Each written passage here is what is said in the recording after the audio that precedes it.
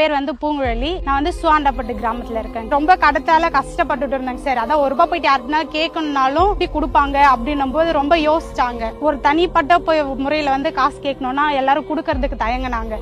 ஆனா நாங்க 10 பேரை சேர்ந்து ஒரு குரூப்பா கேட்டதுனால எங்களுக்கு வந்து தேடி கூட அந்த லோன் கொடுக்கறதுக்கு முன் வந்தாங்க. அதனால மகளிர் சுய உதவி குழு வந்து எங்களுக்கு ரொம்ப யூஸ்ஃபுல்லா இருக்கு. வீடு கட்டணும்னு சொல்லிட்டு போய் கேட்டதுக்கு கவர்மெண்ட்ல வந்து ஃப்ரீயா வீடு கொடுப்பாங்க இல்லைங்களா, கொஞ்சம் அவங்க அமௌண்ட் ஹெல்ப் பண்ணாங்க. அதுக்கப்புறம் குழுல வாங்கி வந்து நான் பண்ணி வீடு கட்டினாங்க சார். விடியல் பயணம் கொடுத்தாங்க. ஃப்ரீயா எங்களால போக முடியுது, வர முடியுது. அதுக்கப்புறமா குழந்தைங்களுக்கு உணவு திட்டம் கொடுத்தாங்க. காலையில எழுந்திரிச்சு எங்களால சீக்கிரமா செஞ்சு கொடுக்க முடியாது. ஏன்னா மாடு இருக்கு, பால் கறக்கணும், பூ வச்சிருக்காங்க, வேலைக்கு போகணும்னால அவங்களுக்கு சமைச்சு எங்களால கொடுக்க முடியல.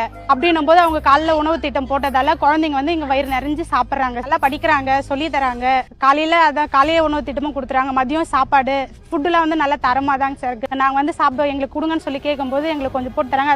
அது நல்லா இருக்கா ஏதுன்னு சொல்லிட்டு பார்க்கும்போது நல்லா இருக்கு, சாப்பாடுலாம் நல்லா இருக்கு. முதலமைச்சர் ஐயாவுக்கும் துணை முதலமைச்சர் ஐயாவுக்கும் நன்றி தெரிவிச்சுக்கோங்க.